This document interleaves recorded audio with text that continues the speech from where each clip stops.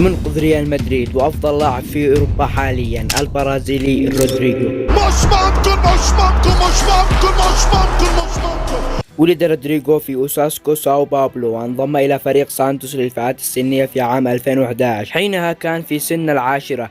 عين في البداية للفريق كرة الصالات، وفي مارس عام 2017 مع لاعبي الفريق الأول في بيرو لمباراة كأس ليبرتادوريس ضد سبورتينغ لكريستيال استدعى إلى الفريق الأول من قبل المدير الفني دورفال بيريونو لإكمال التدريب.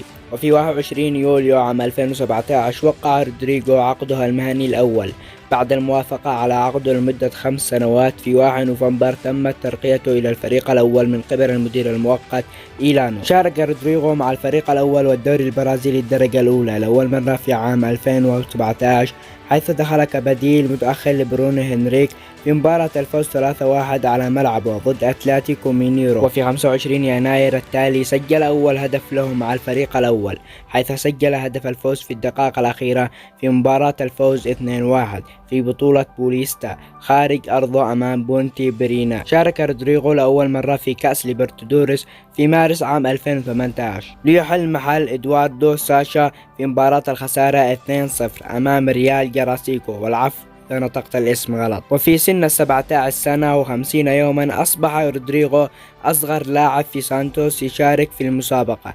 بعد 15 يوما سجل الهدف الأول في البطولة، حيث سجل الهدف الثاني لفريقه من خلال مجهود فردي مباراة الفوز 3-1 ضد ناسيونال على ملعب باكيومبو. في عمر 17 سنة وشهرين و6 أيام أصبح أصغر لاعب برازيلي يسجل في المسابقة. في 26 يوليو عام 2018 قام رودريغو بتغيير رقم القميص الخاص به من 43 إلى 9، وهو رقم كان يرتديه بالفعل خلال كأس ليبرتادوريس. بالنسبة للموسم عام 2019 قام مرة أخرى بتغيير رقم قميصه إلى الرقم 11 الذي كان يرتديه زميله السابق الشاب نيمار جونيور. وفي 15 يونيو عام 2018 رودريغو يحقق أكبر حلم له.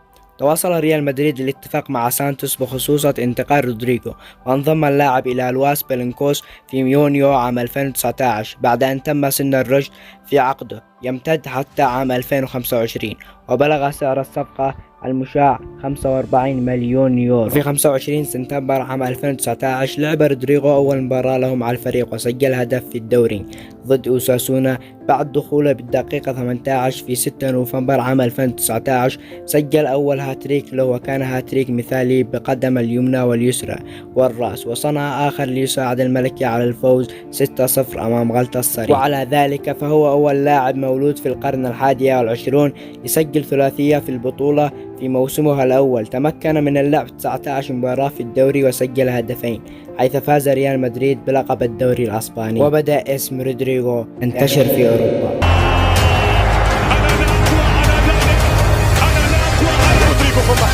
ثم حاجة من عرفش ترجع الكرة مرة أخرى، يمشي كربخان، يلعب كربخان، حاط الكرة والثاني، ثم حاجة